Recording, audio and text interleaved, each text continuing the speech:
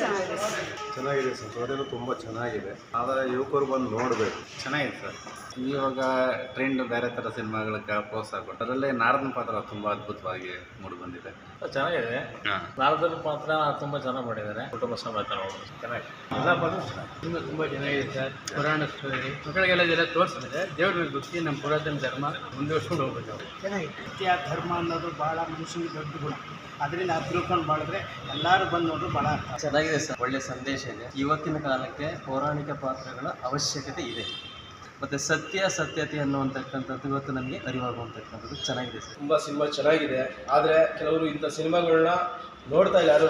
ನಮಗೆ ದೊಡ್ಡ ಪಿಕ್ಚರ್ ಅಂತ ನಮಗೆ ಬೇಕಾಗಿಲ್ಲ. ಆದರೆ ಇದು ಬಂದು ಸಿನಿಮಾತ್ಮಕ ಕತೆ ಹೊಸ ನಿರ್ದೇಶಕರು ಬರ್ತಾ ಇದ್ದಾರೆ ನಮ್ಮ ಕರ್ನಾಟಕದಲ್ಲಿ. ದಯವಿಟ್ಟು ಅವ್ರಿಗೆಲ್ಲ ಬೆಂತಟ್ಟಿ ಕರ್ನಾಟಕಕ್ಕೆ ಇಂಥ ಸಿನಿಮಾ ತೆಗಿರೋ ಡೈರೆಕ್ಟರ್ಗಳು ಮತ್ತೆ ಇನ್ನೂ ಒಂದು 10 ಜನ ಡೈರೆಕ್ಟರ್ ಬರ್ತಾರೆ. ಕ್ಲೈಮ್ಯಾಕ್ಸ್ ಬಂದು 10 ನಿಮಿಷ ನೋಡಿ ನಿಮ್ಮ ಕಣ್ಣಲ್ಲಿ ನೀರು ಹಾಕೊಂಡು ನೀವೇ ಹೋಗ್ತೀರಾ.